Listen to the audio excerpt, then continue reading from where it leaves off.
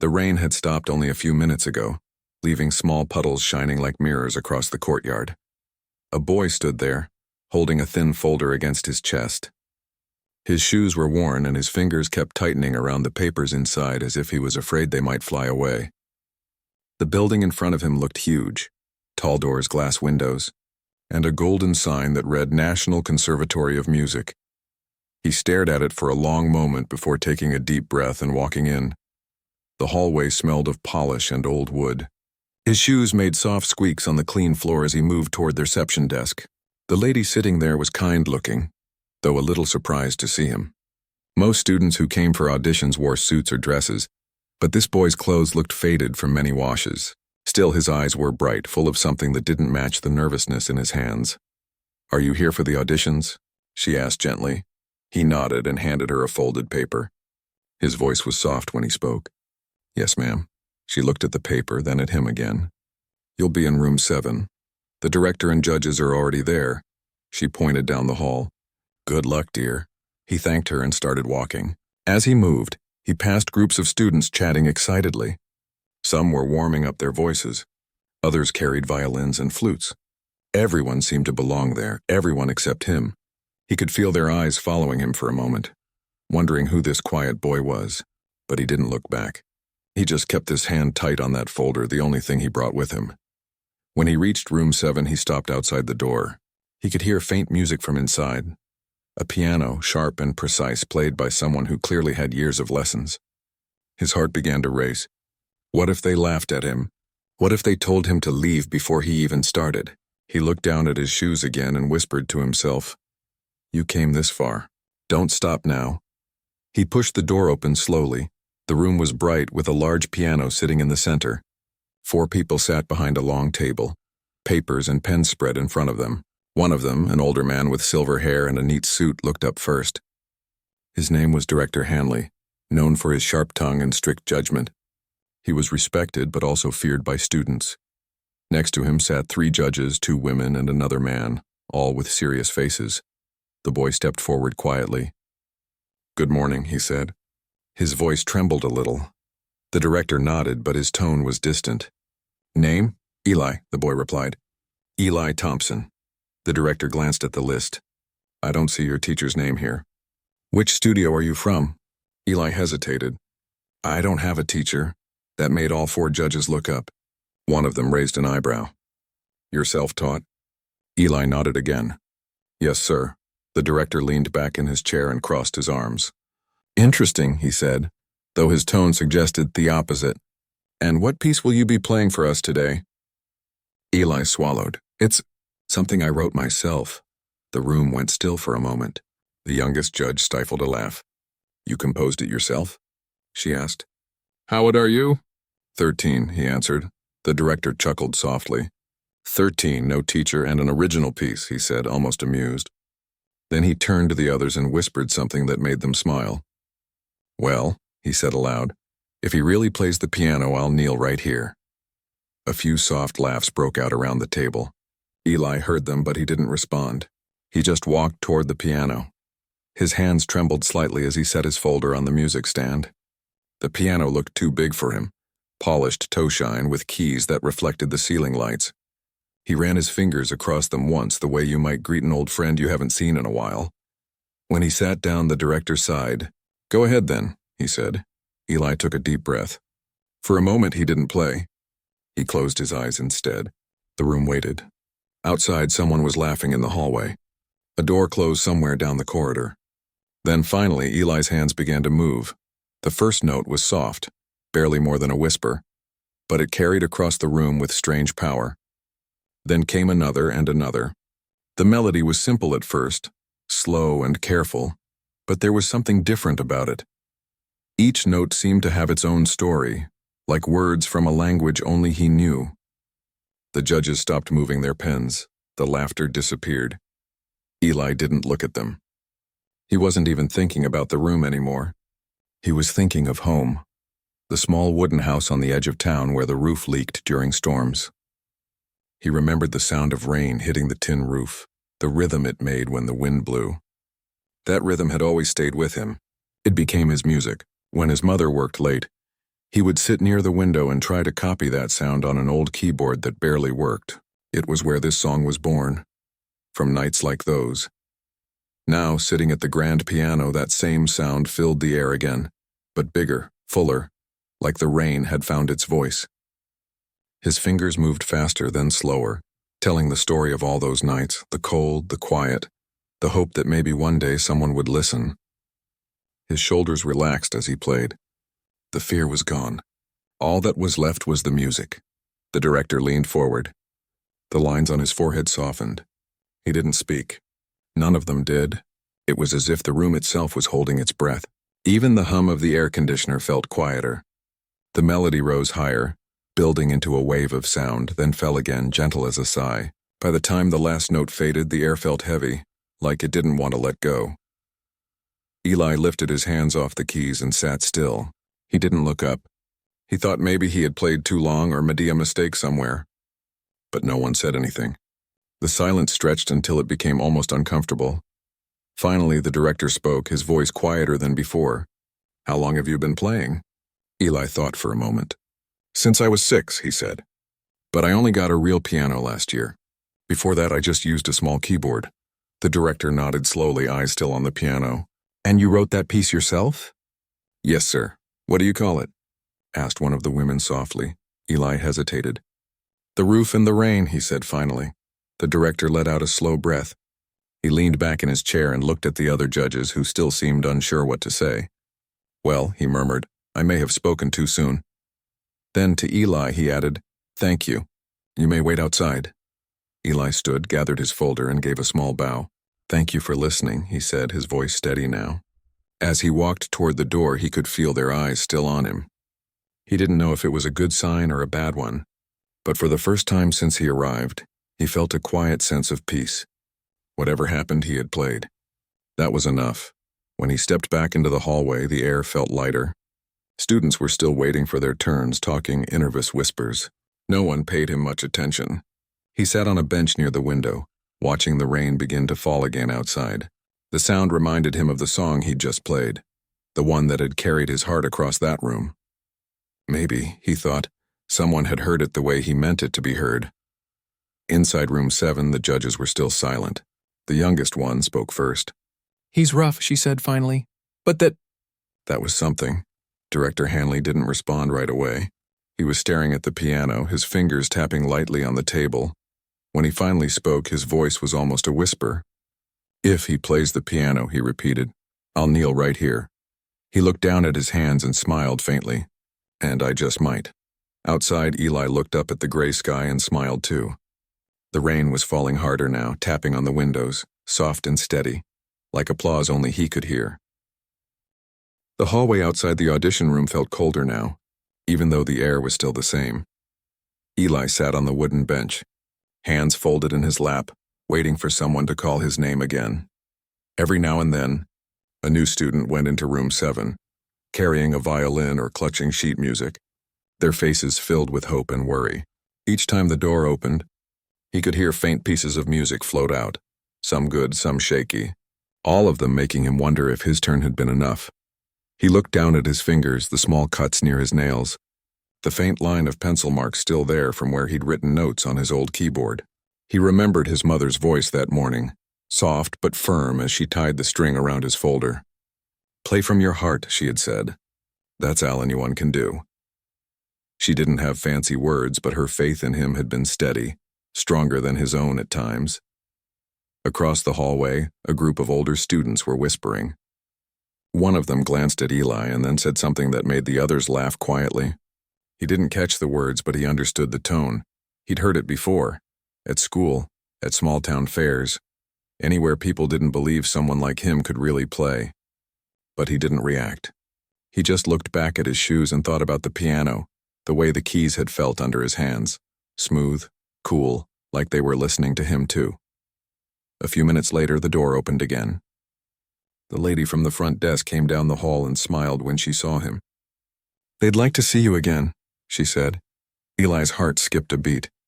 "Did I do something wrong?" he asked quietly. She shook her head. "No, dear. Just go on in." He stood up, brushing his pants as if that might help, and walked back into the room. The same 4 judges were there, but the air felt different this time. There wasn't the same laughter or the same doubt in their eyes. The director was standing near the piano now, his arms crossed, deep in thought. When Eli entered, all eyes turned to him again. "Come in," said the director, his voice softer than before. "Sit down, please." Eli obeyed, sitting on the same bench he'd played from earlier. He looked up, waiting for someone to speak. The director glanced at the others, then said, "We listened to many students today, but your playing was different." Eli didn't know if that was good or bad, so he stayed quiet. The director continued, "You said you never had a teacher. Is that true?" "Yes, sir." "And how did you learn to play?" Eli looked down at his hands. "My mother used to sing sometimes when she cooked," he said slowly. "She didn't know music, but I liked the sound. We had an old keyboard that someone gave us. It only worked half the time, but I used it anyway. I listened to songs on the radio and tried to copy them. Then I started making my own." One of the judges leaned forward. "And you never had lessons? Not even online or from books?" Eli shook his head. "We didn't have internet for a long time. I just listened." There was a long pause after that. The director rubbed his chin, looking at him like he was trying to understand something that didn't make sense. "You know," he said finally, "there are people who spend years trying to play with that kind of emotion. You did it without knowing the rules." Eli didn't know what to say, so he said nothing. He just nodded slightly. The director smiled faintly, almost to himself. "Tell me," he said, "why do you play?" Eli blinked. "Why?" "Yes," the director said. "Why music? What makes you want to sit at a piano and do what you do?" Eli thought for a moment. "Because it feels like I can talk without using words," he said finally. "When I play, it's like someone's listening even if no one's in the room. It feels like the sound understands me." The room was quiet again. The director nodded slowly. "That's a good answer," he said. "A very good answer." One of the other judges cleared her throat. "We'd like to hear that piece again," she said gently. "Would you mind?" Eli's heart jumped again, but this time it wasn't fear. He stood and walked back to the piano. The same keys, the same bench, but this time, the silence before he played felt heavier, like the room was holding its breath for him. He started again, the same melody but a little slower. The notes seemed to bloom in the air, each one stretching out and filling the room with warmth. The director closed his eyes. The melody carried images: rain tapping against glass, the quiet of night, the feeling of being alone but still okay. It wasn't perfect. Some notes were too soft, some a little late, but the heart behind them was pure, untouched by fear or pride. When Eli finished, he sat quietly again. The director opened his eyes slowly and let out a small breath. "Thank you," he said. "You can go now." "We'll talk later." Eli nodded, stood, and gave a small bow again. "Thank you, sir." He walked out of the room once more, but this time his steps were lighter. He didn't know what they would decide, and strangely it didn't matter as much as before. Something in the director's tone told him he had already done something right. Maybe not enough to win, but enough to be remembered. Back inside, the judges began talking quietly among themselves. One of them said, "He's raw, but there's something about him. It's like he plays from somewhere deeper than he knows." The director nodded. "That's exactly it," he said. "You can teach skill, but you can't teach that." "So what do we do?" one of them asked. "He doesn't fit the rules. No teacher, no formal background." The director was silent for a moment. Then he said, "We bend the rules." That evening, when the auditions were over and the last student had gone home, Eli was still sitting outside near the gate, waiting for his bus. The sky was painted in shades of pink and gray, and the street smelled like wet pavement. He was tired but calm. His hands still tingled a little from playing. He didn't know that inside the building. The judges were writing his name on a short list, the kind that mattered more than he could imagine. The bus arrived with a hiss, and he climbed on, finding a seat near the window. The city lights blurred past as he thought about the piano again. Maybe, he told himself, one day he'd have one of his own, one that didn't miss notes, one that could carry his music farther. He smiled faintly at the thought. At the conservatory, Director Hanley stood alone in the now empty audition room. The lights were off except for the one above the piano. He walked over and placed his hand on the keys, pressing one softly. The sound echoed gently like a memory. He could still hear the boy's music in his head. not the notes but the feeling behind them.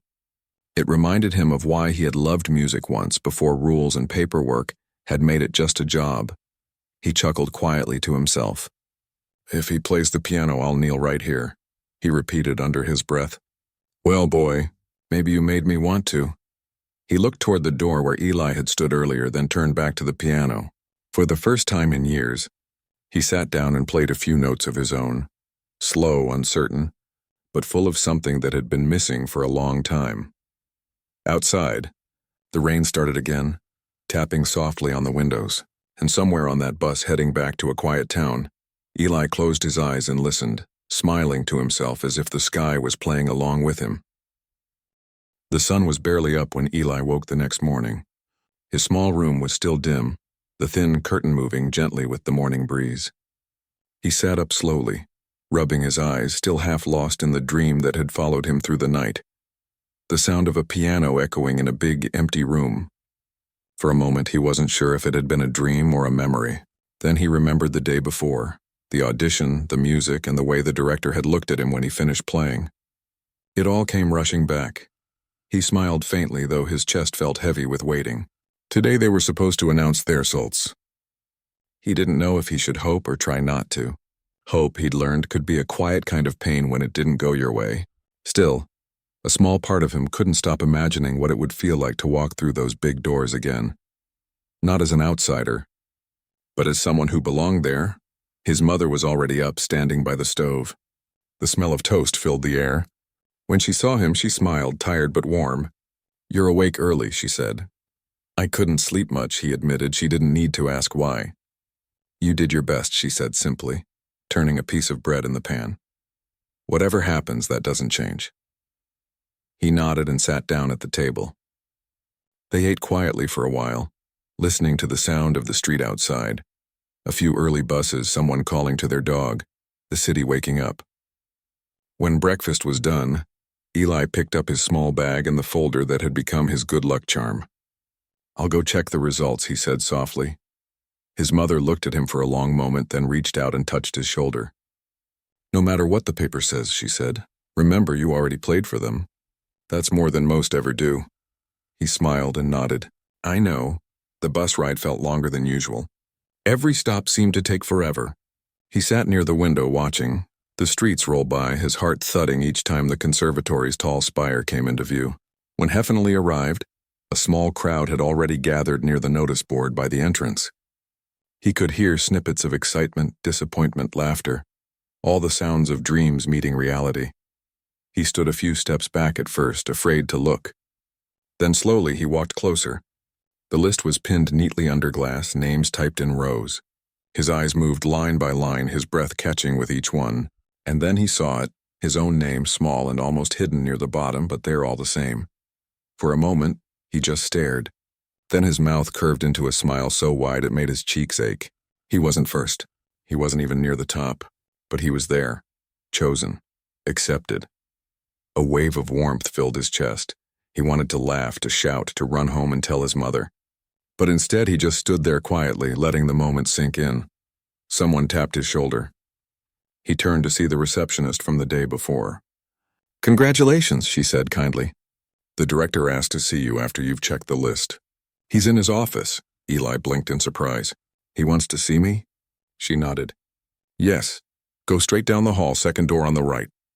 He followed her directions, his heart beating faster with every step.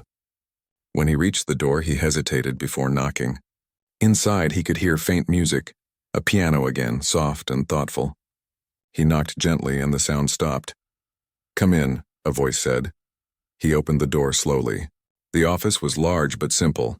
Shelves filled with books and music sheets, sunlight streaming through half-closed blinds. The director sat behind a wooden desk, a cup of tea beside him. When he saw Eli, he smiled faintly. "Ah, there you are." Eli stood near the door, unsure what to do. "You wanted to see me, sir?" "Yes," the director said, motioning for him to sit. "Come, have a seat." Eli sat on the edge of the chair, clutching his folder again. The director leaned back in his chair, studying him for a moment. "You made quite an impression yesterday," he said. "We don't often see someone like you." Eli didn't know what that meant, so he stayed quiet. The director continued. I spoke with the other judges. They all agreed. Your playing isn't perfect, but it's real. And that matters, Eli's eyes widened. Thank you, sir. The director smiled. You earned your place here, but I want you to understand something. This school is demanding. It will test you in ways you haven't been tested before. You'll meet students who've had lessons since they could walk. Don't let that scare you. You belong here because of what you have inside, not just what you know. Eli nodded, trying to keep his excitement from spilling over. I'll work hard, he promised. I believe you will, the director said softly. He opened a drawer and pulled out a small envelope. Your admission papers are inside. Classes start next week. And one more thing. He paused, his eyes thoughtful. That piece you played, The Roof in the Rain, was it? Yes, sir. I'd like you to perform it again, the director said, at the student showcase next month. It'll be your first chance to play in front of an audience here. Eli's heart stopped for a second. Me, in front of everyone? The director smiled at his surprise. Yes, you. Think of it as your introduction to the school. I want everyone to hear that piece and to remember that sometimes talent doesn't come from where we expect. Eli nodded slowly, still trying to believe what he'd just heard. Thank you, sir. I won't let you down. I know you won't, the director said gently. Then as Eli stood to leave, he added, And Eli, about yesterday, I meant what I said. If you play the piano, I'll kneel right here. You made me want to. Eli smiled shyly, unsure how to respond. Thank you, sir, he said softly. When he stepped back outside, the world felt brighter, the air sharper, alive. The courtyard glistened with morning dew, and students hurried past him with laughter and chatter. He stood for a moment, letting it all wash over him. The sound of footsteps, the smell of fresh air, the distant echo of a piano from somewhere down the hall. For the first time in his life, he didn't feel like an outsider. He felt like a musician. That evening, when he got home, his mother was sitting by the window mending a tear in his old jacket. She looked up when she saw his face, and before he could say a word, she knew. Her eyes filled with tears as she stood and hugged him tight. I knew it, she whispered.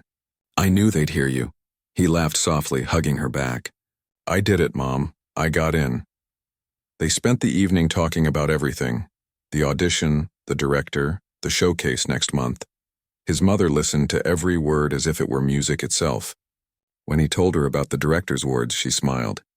See, I told you. When you play from your heart, people listen. Later that night, when the house was quiet and the lights were out, Eli sat by the window with his keyboard on his lap. It was still missing keys, still a little broken, but it was his. He pressed one key softly, then another. The notes drifted into the night, mingling with the sound of distant traffic. He closed his eyes and began to play a new melody, something gentle, uncertain but full of hope. It wasn't a song yet, just an idea, but it carried the feeling of everything that had happened. The fear, the laughter, the rain, the moment he'd seen his name on that list. Somewhere in those notes, the sound of dreams beginning again could be heard. Across town, the director sat alone in his office once more.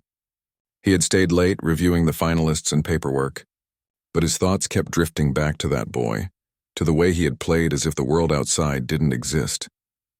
It reminded him of himself long ago when music had been everything.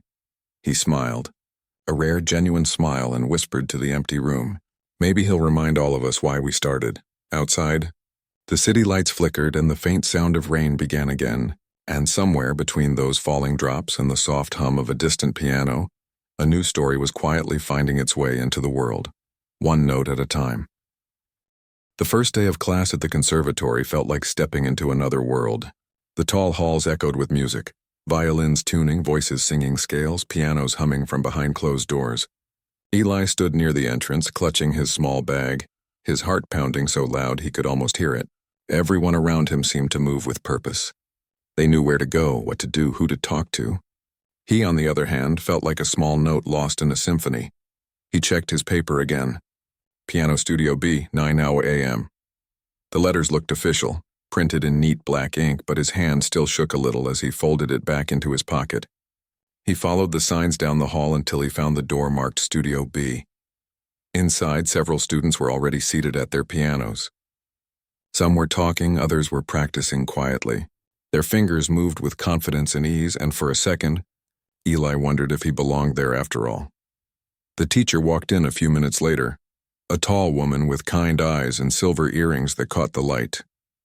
She introduced herself as Ms. Rivera and asked everyone to say their names. When it was Eli's turn, a few heads turned toward him. Someone whispered, "That's the kid who got in without a teacher." He heard it but pretended not to. He just nodded politely when Ms. Rivera smiled at him. "All right," she said after introductions. "Let's begin. I'd like to hear each of you play something short. Anything that shows me how you feel the music." One by one, the students took turns. Some played classical pieces, others played soft modern songs. The sound filled the room like waves. When it was finally Eli's turn, he walked to the front, hands trembling just a little. He didn't bring any sheet music. Ms. Rivera noticed and raised an eyebrow. "No music?" He shook his head. "I'll play something I remember." He sat down and placed his fingers gently on the keys. For a moment, the room was silent. Then slowly, the same gentle rhythm that had carried him through the audition began again. It was "The Roof in the Rain," but softer this time, slower, as if he was speaking to the piano rather than performing. The sound filled the room, light but steady like the beginning of a storm. When he finished, no one spoke for a few seconds. Then Ms. Rivera smiled. "That was beautiful," she said softly. "You play from the heart," Eli nodded shyly. "Thank you." After class, a few students came over to talk. Most were friendly, curious, even impressed. But one boy, tall with slicked back hair, looked at him with a smirk. "So you just play what you feel?" he asked. "No lessons, no training?" Eli hesitated. "I listen and practice a lot," he said. The boy shrugged. "Must be nice to get in without knowing theory. Some of us had to study for years." Ms. Rivera called them back before Eli could respond, but the words stuck in his head for the rest of the day. When he practiced later in the small student room, he tried to focus on the music, but that one sentence kept echoing in his mind. He pressed the keys harder, faster, trying to drown it out. Ms. Rivera passed by the open door and stopped. "You're pushing too hard," she said gently. "Music isn't something you fight, Eli, it's something you talk to." He stopped and looked up at her. "I just want to be as good as the others," she smiled. "You will be. But remember, they're learning what you already know. You play with emotion. That can't be taught." He nodded, her words settling quietly in his chest. From that day, he practiced longer hours. Not because he wanted to prove anything, but because he loved the sound that filled those empty rooms late in the evening. Sometimes he'd close his eyes and imagine his mother listening, or the director standing by the door again, smiling that quiet smile. Weeks passed quickly. The showcase was coming up, the one where he'd have to play in front of the entire school. His name was printed on the poster next to students who had been performing for years. The thought of it made him nervous every time he walked past it. But when he sat at the piano, the nerves disappeared, replaced by something softer. Focus. Maybe even peace. One afternoon, after a long day of practice, Eli stayed behind to rehearse alone. The classroom was empty, sunlight spilling across the floor. He started to play his song again, slower this time, thinking about the little details he could change. He didn't notice the door open quietly. The director stepped in, listening from the back of the room. He didn't interrupt. He just stood there, hands in his pockets, watching the boy's shoulders move gently with the rhythm. When the last note faded, Eli turned and jumped a little when he saw him. "Sir, I didn't see you." The director smiled. "That's all right. You were somewhere else, and that's a good sign." Eli laughed softly. "I was just trying to get it right for the showcase." "You already have it right," the director said. "Don't change what makes it yours. The heart of that song is what people will remember." Eli nodded slowly. "Thank you, sir." The director glanced at the piano. "You know," he said, "when I was your age, I used to sneak into rooms like this just to play. I thought music could fix everything." He smiled faintly. "In a way, maybe it does." Eli listened, unsure what to say. There was something kind in the director's voice that made him feel at ease. Before leaving, the director paused at the door. "Play that same song next week, exactly how you feel it. Promise me that." "I promise," Eli said. The week before the showcase flew by. The school buzzed with excitement. Posters went up, teachers gave advice, and students practiced until late at night. Eli tried to stay calm, but his stomach still twisted every time someone mentioned the performance. Ms. Rivera reminded him again, "Don't try to impress them. Just tell your story through the keys." Finally, the night arrived. The concert hall was full. The air felt alive with energy. Parents, teachers, and students filled every seat. Eli waited backstage, hands cold, heart racing. Through the curtain, he could see the lights and hear the soft applause after each performance. Some students played fast and flawless. Others played soft and graceful. Each time, the audience clapped, polite and warm. Then the announcer said, "Next, we have Eli Thompson performing an original piece titled, 'The Roof and the Rain.'" His name echoed through the hall. He took a deep breath and walked out. The lights were bright, the grand piano shining under them. He sat down slowly, placing his hands on the keys. The audience was silent, waiting. He could feel every pair of eyes on him. Somewhere in the crowd, he thought he saw his mother, her hands clasped together. He began to play.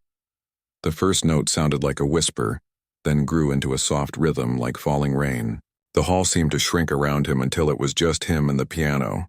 Every sound he made told a story, of quiet nights, small hopes, and a roof that sang with the rain. The melody rose and fell, sometimes strong, sometimes trembling, just like his heart. Halfway through, something shifted. The nerves were gone. He wasn't performing anymore, he was remembering. The room, the laughter, the long days of practice. It all became one long breath, one moment of truth. When he reached the final note, he let it linger, soft and pure, before lifting his hands away.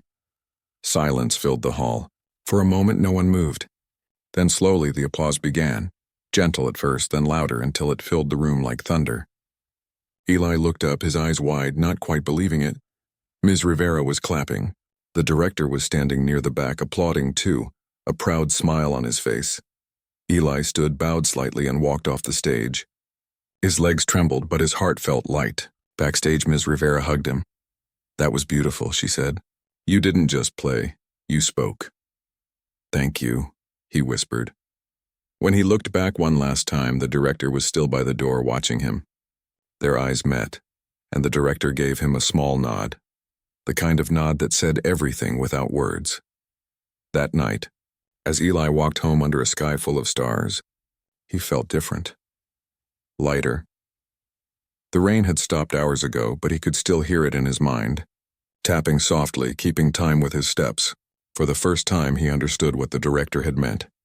Music really could fix things, not by changing the world, but by helping you hear it differently. The next morning, the school was buzzing about the performance. Everywhere Eli went, people were talking about it. Some said they had never heard anything like it. Others were still humming the tune. He didn't know how to respond when people stopped him in the hallway to say congratulations. He just smiled, shyly thanked them, and hurried off. It still didn't feel real to him. Ms. Rivera caught up with him between classes. "You did something special last night," she said, placing a hand on his shoulder. "You made people feel something. That's the hardest part of music." He looked down, smiling softly. "I didn't think anyone would like it that much." "They didn't just like it," she said. "They felt it." There's a difference. Her words stayed with him all day. He went to practice again that afternoon, even though he could have taken a break. The empty room felt like home now.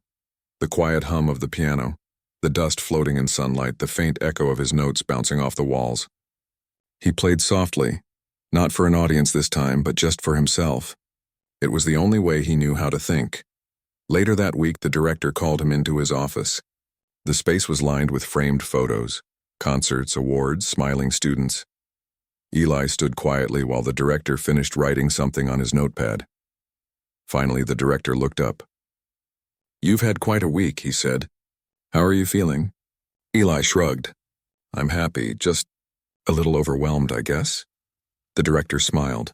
"That's normal. You played beautifully. You should be proud." "Thank you, sir," Eli said quietly. The director leaned back in his chair. "We've been talking about something," he said. "The school has an annual city concert, a bigger stage, a wider audience. I'd like you to perform there." Eli froze. "Me?" "Yes, you," the director said. "It's not mandatory, of course, but I think your story, and your music, would inspire others." Eli hesitated. "I don't know if I'm ready for something like that." The director smiled kindly. "You said the same thing before your audition, remember? Sometimes being ready isn't the point. Sometimes it's about stepping up when you're not." Eli didn't know what to say. He just nodded slowly, the thought sinking in. After a moment, he said, "If you think I can, I'll try." That's all I wanted to hear, the director said, smiling. We'll help you prepare. The following weeks were a blur. He practiced every day, sometimes alone, sometimes with Ms. Rivera sitting quietly in the corner, offering small bits of advice. Breathe between phrases, she'd say. Let the silence speak too. She never changed the song itself. She said it was already whole. It just needed space to breathe. Outside of practice, life went on as usual.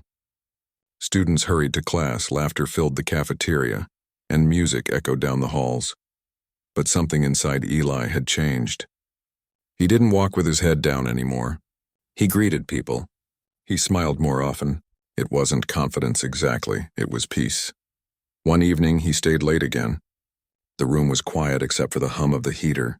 As he played, he noticed the director standing in the doorway. He smiled but didn't stop.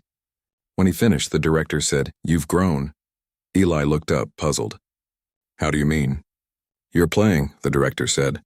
"It's not just skill. It's voice. You're telling your own story now." Eli smiled, a little embarrassed. "I just play what I feel." "That's what great musicians do," the director said. "Never forget that." The night of the city concert came faster than expected. The theater was grander than anything Eli had ever seen. High ceilings, velvet seats, golden lights. It felt like something out of a dream. Backstage, his hands were cold again, just like before his first audition. Ms. Rivera stood beside him, calm and steady. "You'll be fine," she said softly. "Just play like you always do." He nodded, trying to breathe evenly. The announcer's voice echoed through the hall. "And now please welcome from the conservatory Eli Thompson."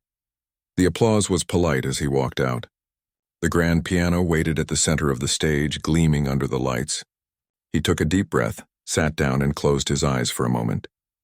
The crowd was silent, waiting. He began to play. At first the notes were soft, almost hesitant. Then as the rhythm built, his hands grew steady. The sound filled the theater, rolling gently like water over stones. He wasn't thinking about the people watching or the lights or even the stage. He was back in the small warm room at home, where rain tapped against the window and the world outside felt far away. Every note carried a memory. His mother's smile, the director's laughter, the quiet evenings alone. Halfway through, something unexpected happened. A small ripple of laughter came from somewhere in the audience. For a moment, Eli froze. His mind flashed back to that first day. The director laughing, the doubt in the room, the way everything had changed when he began to play. His fingers hesitated, but then he smiled. He kept going, the laughter faded. The hall grew still again. His music took over, stronger now, rising like a heartbeat. He let the melody swell and fall, carrying the emotions he couldn't put into words. By the time he played the final note, the theater was completely silent. And then the applause came. Louder than before, wave after wave. Eli stood and bowed, his heart pounding. He looked toward the back and saw the director standing again, clapping proudly. Ms. Rivera was there too, smiling through tears. After the concert, people came to shake his hand. A reporter asked for a short interview. "What inspires your music?" she asked. Eli thought for a moment. "Life," he said simply, "and the people who believed in me when I didn't believe in myself." The story spread quickly. Within days, clips of his performance appeared online. Comments flooded in. People saying they cried, people saying they felt peace. People saying they hadn't listened to piano music before, but now they would. Eli didn't know what to do with all of it. He just kept playing. One afternoon, he visited the director's office again. The older man was reading through a stack of papers, but looked up with a smile when Eli knocked. "Ah, the star himself," he said. "How does it feel?" Eli laughed softly. "Strange. Good, but strange." "That's how you know it's real," the director said. He leaned back, thoughtful. "You know, when you first came here, I thought you were just another student with talent. But it's more than that. You reminded us why we love music in the first place." Eli didn't know what to say. He just smiled, a little shy. "Thank you, sir." The director nodded slowly. "Keep that humility. It'll take you far." Days turned into weeks, and the noise around his performance began to fade. Life went back to normal, or almost. Eli still practiced every day, still lost track of time when he played. But now he also helped younger students who struggled with confidence. He'd sit with them in the practice rooms and listen quietly as they stumbled through their notes. When they got frustrated, he'd smile and say, "It's not about being perfect.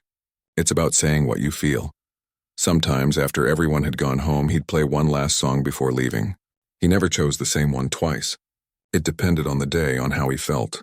But it always came from the same place, the small, quiet voice inside him that had first spoken through those worn piano keys long ago. One night, Ms. Rivera stopped by after hearing him play. "You've come a long way," she said softly. "I've just been lucky," Eli said. She shook her head. "No, you've been honest." "That's rarer than luck," he smiled. "Maybe honesty and music are the same thing," she nodded. "Maybe they are." As he left that night, the lights of the city sparkled outside. The world felt big, but not as scary as it once had. He had learned that people could laugh, doubt, and still be moved in the end. Music had given him something words never could, a way to connect, to speak, to heal. He walked down the steps, the sound of distant traffic blending with the quiet rhythm still playing in his head. Somewhere far away, rain began to fall, soft, steady, and full of promise. Months passed since the city concert, but people still remembered the boy who played from the heart. Eli had grown more confident, though he stayed humble. Every time someone recognized him or asked for advice, he would smile shyly and say, "Just listen to your heart. It always knows what to say." He continued studying under Ms. Rivera and played in smaller concerts around the city. Each performance felt different, sometimes joyful, sometimes quiet and thoughtful, but all of them had the same truth inside. He never played the same song the same way twice. He said it was because the world never sounded the same 2 days in a row. The director often stopped by his practice sessions, standing silently in the doorway just like before. He never interrupted, never gave instructions. He just listened. One day, after Eli finished a soft melody, the director said, "You know, you remind me of someone." Eli smiled curiously. "Who?" "A boy I once knew," the director said. "He loved music too, but he gave up because he thought no one would ever listen." He paused and smiled faintly. "Watching you play reminds me that I should have told him to keep going." Eli didn't know what to say. He just nodded, quietly taking in the weight of those words. It made him think about how easily someone's shop could be lost, and how music somehow could bring it back again. As the year went on, new students arrived at the conservatory. They came with wide eyes and nervous hands, just like Eli once did. Ms. Rivera started assigning Eli as a mentor to some of them. At first, he didn't think he could teach anyone, but when he saw how they struggled, fumbling notes, doubting themselves, he understood what they needed wasn't lessons in technique.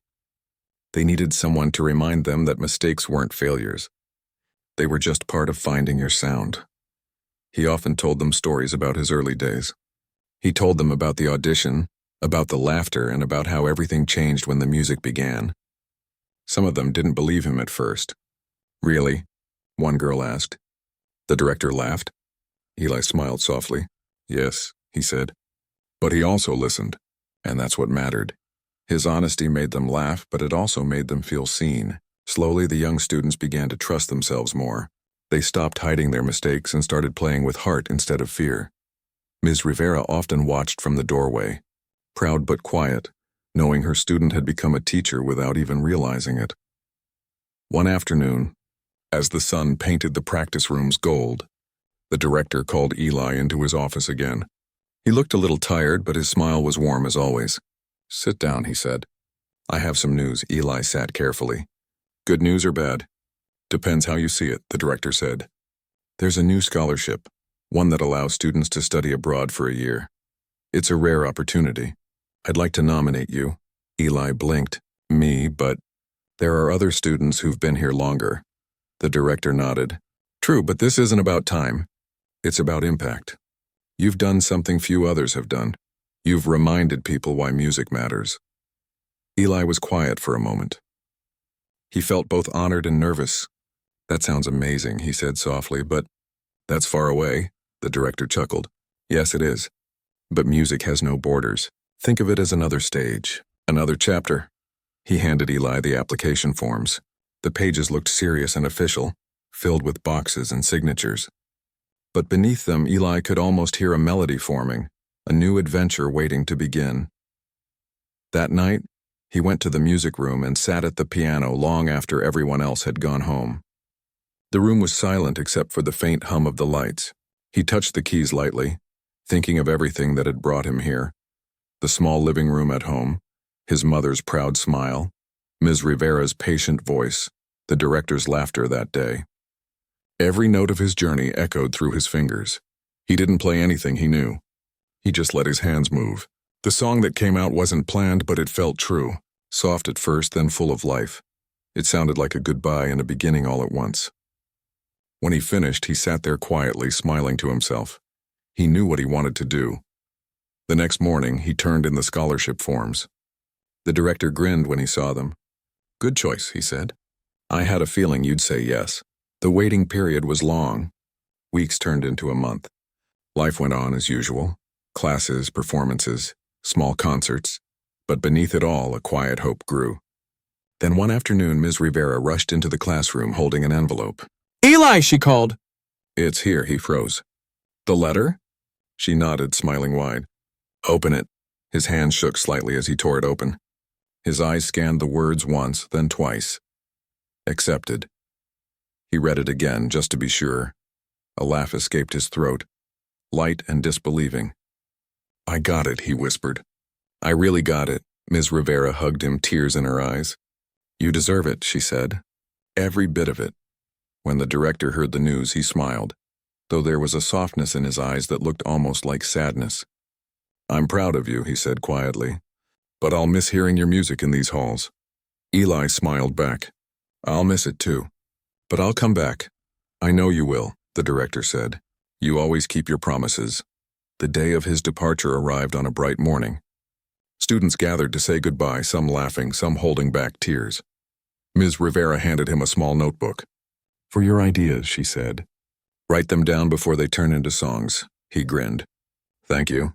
I'll fill it." The director stood near the gate, hands in his pockets. When Eli walked up, he gave him a firm handshake.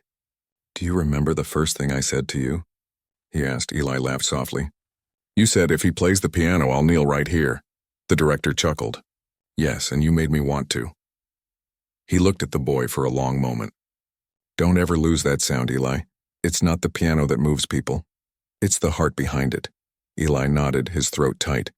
"I'll remember." With that, he boarded the train. The city rolled past the window, the familiar streets, the tall buildings, the little music shop on the corner. He pressed his hand against the glass and whispered, "Thank you." As the train moved farther away, he took out the notebook and wrote a few words on the first page. "For the music that found me." The journey abroad was like stepping into another world again, just as it had been when he first entered the conservatory. New faces, new sounds, new challenges. He met students from everywhere, each with their own story, their own rhythm. Some played perfectly but without feeling. Others stumbled through notes but made you want to listen anyway. Eli learned from them all. Sometimes he missed home deeply. The quiet nights, the warm voices, the familiar sound of rain. But when he felt lonely, he would find a piano somewhere, in a classroom, in a station, even in a cafe, and play. The sound always brought him back. No matter where he was, it reminded him of who he was. One evening, after a small concert overseas, a man came up to him and said, "Your music feels like home." Eli smiled.